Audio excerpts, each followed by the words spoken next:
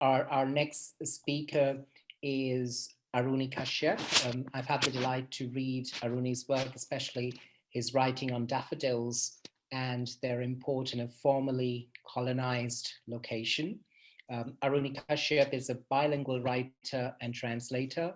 He's the author of His Father's Disease and the novel The House with a Thousand Stories. He's also translated from Assamese and introduced celebrated Indian writer Indira Goswami's last work of fiction, The Bronze Sword of Tengfakri Tehsildar, which was published in 2013 by Zban Books.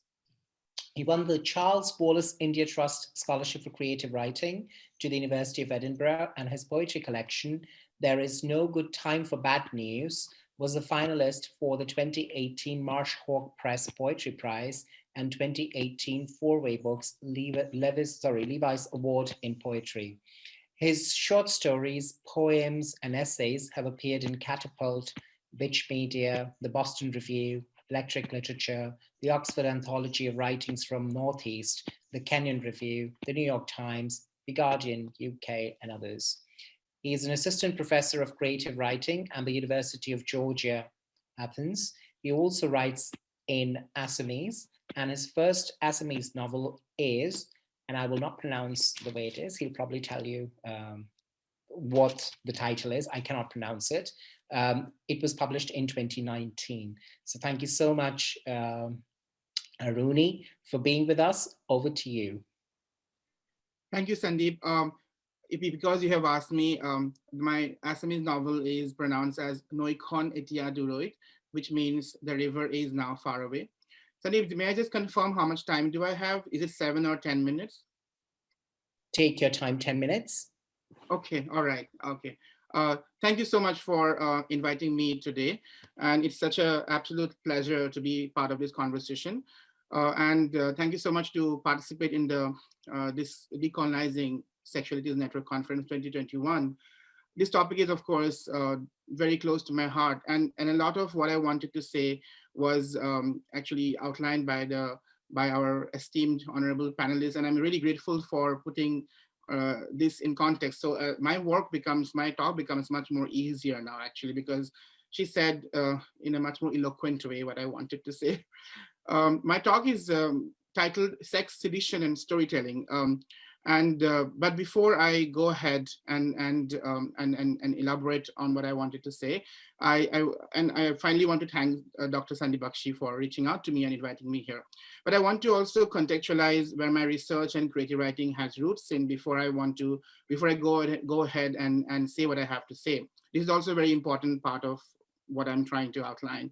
I'm a writer from India's northeastern region. Literature from India's northeast represents an underrepresented literary tradition from a highly contested and a very racialized region in India. Broadly, this is a newly emerging body of literary works from India's northeastern region. The northeastern region is a cluster of 8 states that houses hundreds of ethnic communities. Most of us are indigenous tribal communities and quite a lot of settler communities, immigrants from other places, other countries. I say newly emerging only because nationally and internationally, more scholarly work or interest from the wider publishing industry towards this body of work has been fairly recent, let's say 20 years. Writers from the Northeast India have been writing for a very, very long time. As Dr. Bakshi has said, I write in 2 languages, English and my native language, Assamese. I would love to talk about my Assamese writing if anybody has any questions later, but the point I'm trying to make by mentioning these 2 aspects about my writing is that it is not only incredibly exciting to inhabit such a literary culture where more than one language converges to enrich the writerly imagination, but this bilinguality, I think, surely does one more thing. It interrogates the hegemonic, dominant nature of Indian English writing. And if I may say in a semi-serious, tongue-in-cheek way, Indian English writing will all its tendency to silence and erase indigenous languages is oppressive like heterosexuality and by nature patriarchal. So I think the bilingual imagination of many writers in India, and I'm not the only one, of course, or this so-called marginal imagination from a marginal location and my is actually and my ability to inhabit several literary cultures is actually queer and interrogates all of these structures. I'm a writer from the state of Assam. I think in that sense, my work also questions and complicates the idea of Indian literature by demanding a separate set of aesthetics or scholarly lens to read it. The state I come from, which is Assam, and the northeastern states in general, have had a pretty difficult relationship with the narrative of India, to say the least. I think that's why I'm also the kind of writer who often thinks about human rights, storytelling, and how all of these things intersect to create compelling narratives, and how they can be a moral force that would sustain democratic principles in the society. So when I write, I often, of course, continually wonder how stories can be told in such a way that sustains these principles: democracy, equality, justice in a society. And one of the ways I try to do this is actually by writing about traditionally underrepresented aspects of the places that I call home. And this includes the United States, Northeast India, Assam, Delhi, where I have spent time, worked, and lived. And I explore these concerns in my work as a fiction writer, editor, translator, and teacher. But in this talk today, you will see that I'm only going to discuss how I'm trying to find answers to these questions from my fiction, and I'll only explain this further probably with a couple of or just one of my short stories. Though my talk is tantalizingly titled Sex, Edition, and Storytelling, I would like to provide a disclaimer at the very beginning. Most of my talk will be about the importance of storytelling. The three words are here to just unify the ideas, and I'm going to share today. But they are vital in understanding the work I do, and they loosely connect also everything that I say. In short, these are themes that I have explored in my work because I have been compelled to, and honestly, the task I'm most interested in is actually storytelling. Um, I can again elaborate on why I wanted to focus on storytelling, because I think we need to remind ourselves repeatedly that we are artists, we are writers, and we should, and in that way we can keep our imagination from being colonized by all kinds of oppressive forces.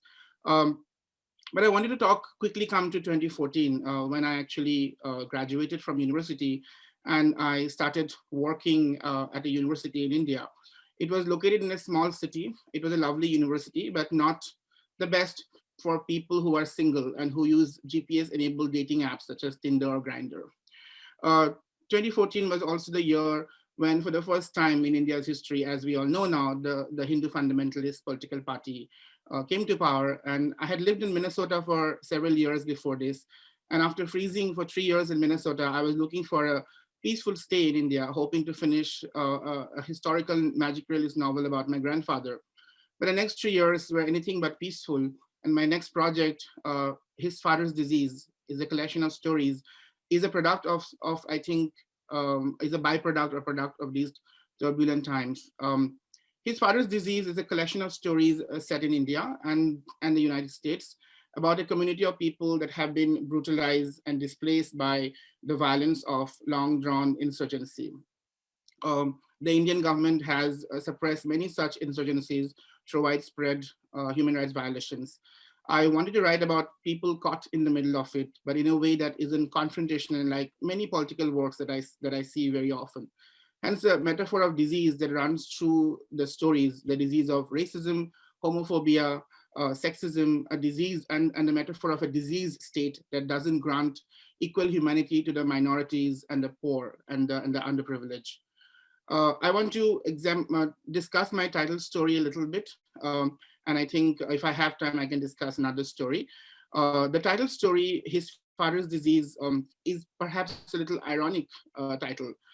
It refers to a character's homosexuality from his mother's perspective, who is an unreliable narrator. She doesn't have the language to express it even to herself.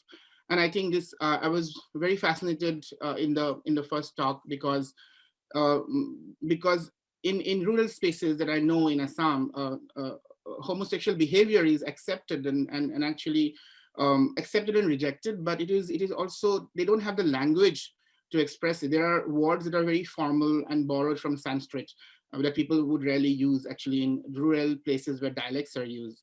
Anyway, so she doesn't have the, that's why she doesn't have the language to express it even to herself. And for her, it is not an identity, it is just a sexual preference. She has seen it with other men, but she's confused, of course. She's not sitting easily with it. As I said, this is because there is no word for queerness or homosexuality in the dialect she speaks, despite the common presence and acceptance of homosexual behavior in her rural world. So when she finds out that her son desires men, she remembers how her husband also had an affair with another man, and this refers to her son's homosexuality as his father's disease. This woman's life from a lower caste community in the village of Tetiliguri in Assam provides me the opportunity to explore what it means to be queer and lower caste from a rural background. And this is radically different from the metropolitan, predominantly English-speaking, educated queer people that we often see in India's large urban spaces. Conversations about queerness in India, a country that exists in many dimensions simultaneously or centuries, are often far away from such experiences. I think stories or narratives or experiences such as these, I hope so, break such rarefied bubbles and expands and enriches our understanding of queerness. I'm going to conclude by quickly talking about one small anecdote that I recently faced. In all my projects, I have written a novel called The House of the Thousand Stories about extrajudicial killings in India. And this short story collection. I've also written a novel in Assamese, and I actually also have written 3 novellas in Assamese, because it just becomes too complicated to talk about all of that. So I often, when I'm here, I focus on just the novel because the novellas are of a different kind and they don't come out as books in Assam. However, in all these projects, my predominant concern was storytelling. How should I tell this story so that it works as a moral force once it is published? That anecdote that I wanted to share was actually recently an Indian academic, a professor of English, alleged that I probably don't feel adequate in my identity as a writer from Assam or Northeast. He said that even though I have established myself as a writer from this so-called marginal place, and we want to use so-called, these are my words, I don't think that being in Guwahati or Tetliguri village is marginal to me. I'm going to explain that. But after establishing myself as a writer from the Northeast or writer from Assam, from this so-called marginal space, now I'm constantly in search of fuller identities. I was really amused by that analysis, and even more amused because it was thought of as a compliment. This person thought it was really praising me. And he must have patted himself on his back for his wonderful analysis. But the truth is, I wouldn't have been able to write these stories if I were in the so-called mainstream. It is totally inconceivable for people who are in the power centers that politically and culturally less dominant, less powerful spaces could also be emancipatory. For me, that little village in Assam called Tetliguri is the center, is the mainstream. And many of my short stories are set there. And people living in New York or Athens or Delhi are reading about this little space. They are making the intellectual journey and reading these stories. And I haven't budged from there. I'm where I am. And that's why only I can write these stories. Thank you so much for patiently listening to me. And I hope you found it useful.